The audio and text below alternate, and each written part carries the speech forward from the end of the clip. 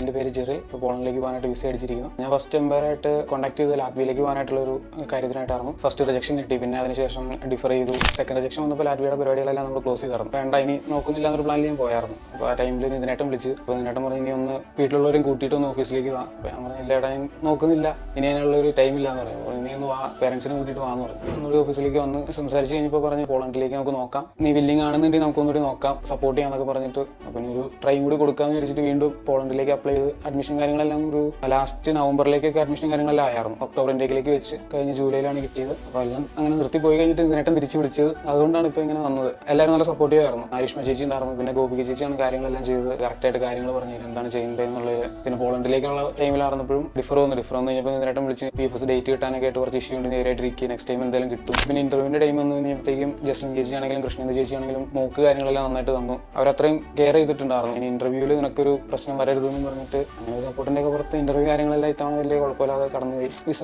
Approve ആയി ഇത്തവണത്തേക്ക്. അപ്പോൾ October 8 fly ചെയ്യാൻ വേണ്ടി പോകുന്നത്. വേറെ സപ്പോർട്ട് ഇല്ലായിരുന്നെങ്കിൽ എനിക്ക് തോന്നുന്നില്ല, വേറെ ഏതെങ്കിലും ഏജൻസി ആയിരുന്നെങ്കിൽ എന്നോട് 2 റിജക്ഷൻ കഴിയുമ്പോൾ ഓഫ്കോഴ്സ് നീ ഇനി ഹോപ്പില്ല എന്ന് പറഞ്ഞേനെ.